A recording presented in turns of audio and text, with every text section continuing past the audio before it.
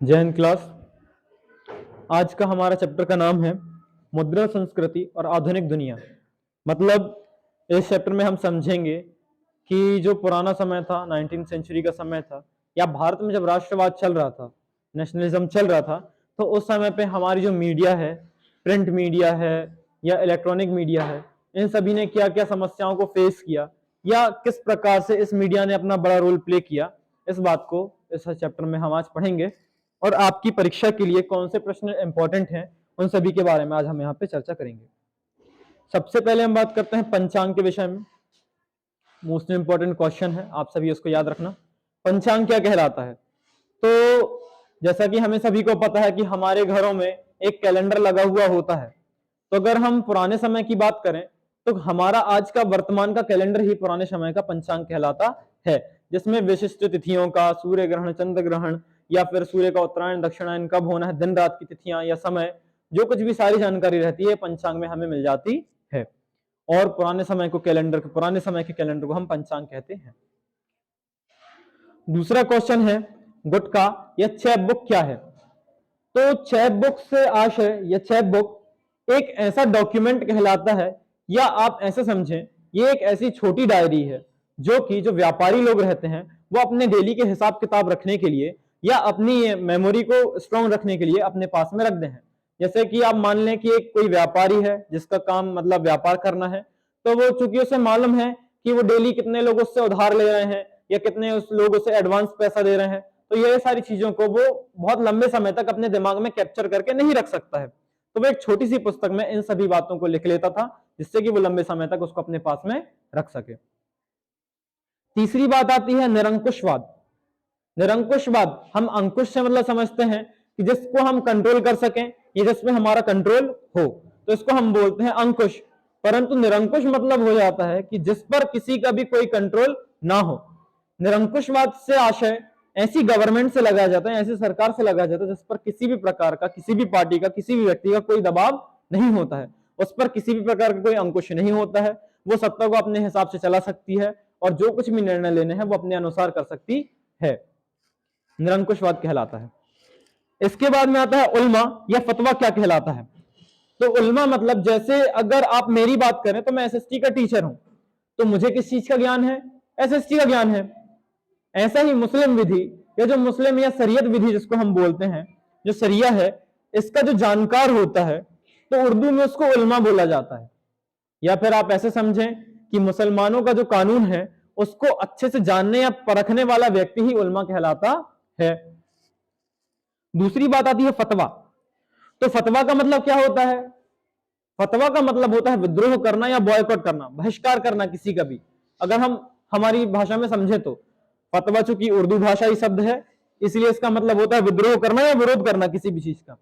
अगर कोई मुसलमान व्यक्ति मुसलमानों के जो रिचुअल्स होते हैं, उनकी जो परंपराएं होती हैं, अगर उसको फॉलो नहीं करता है, उन सभी की बातों को, इनके जो आइडियल्स होते हैं उनको नहीं मानता है, उसके अपोजिट में काम करता है, तो वो क्या कहलाता है? उसके खिलाफ में जो मुसलमान का समुदाय रहता है, पूरा समाज होता है, वो विद्रोह जारी कर देता है।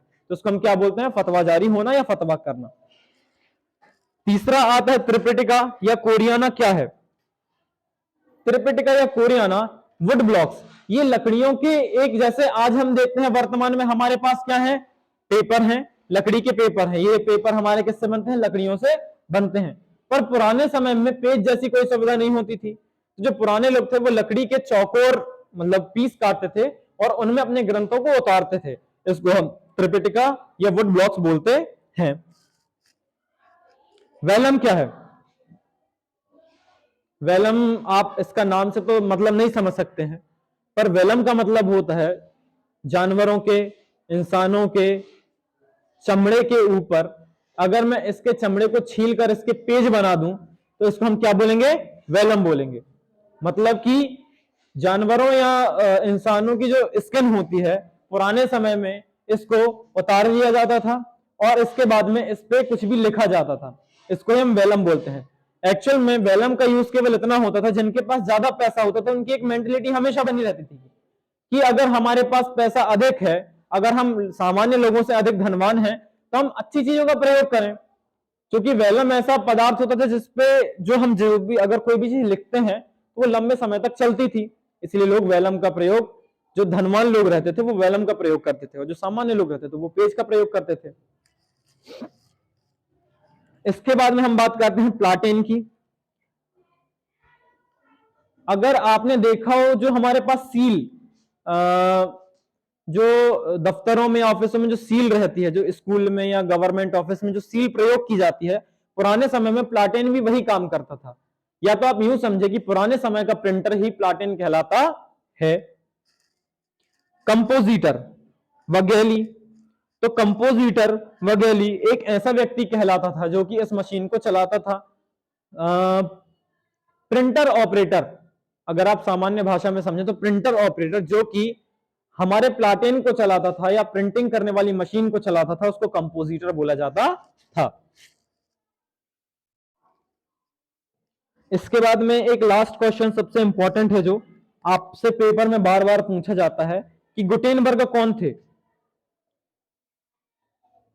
तो गुटेनबर्ग एक व्यापारी थे जिन्होंने सबसे पहले प्रेस को स्टार्ट किया था और प्रिंट मीडिया, इलेक्ट्रॉनिक मीडिया, इन सारी चीजों को इन्हें इंट्रोड्यूस किया था। इसलिए हमको गुटेनबर्ग को पढ़ना है। गुटेनबर्ग बहुत अधिक नंबरों के लिए क्वेश्चन नहीं आता, 2 नंबर के लिए प्रश्न आएगा, तो आप इसमें केवल इतना लिख सकते हैं गुटेनबर्ग एक व्यक्ति था जिसने की जो प्रेस है या मीडिया है इसको शुरुआत करने में एक अत्याधुनिक स्थान को महत्वपूर्ण भूमिका निभाई है। इन्हीं के द्वारा ही जो हमारी प्रिंट मीडिया है इसकी शुरुआत की गई थी। अगर हमने अब इतनी बात कर ली है तो हम थोड़ा मीडिया के बारे में समझ लेते हैं कि मीडिया क्या होती है। तो मीडिया अगर हम बेसिकली समझें तो 2 प्रकार की मीडिया होती है। एक होती है इलेक्ट्रॉनिक मीडिया, दूसरी होती है प्रिंट मीडिया।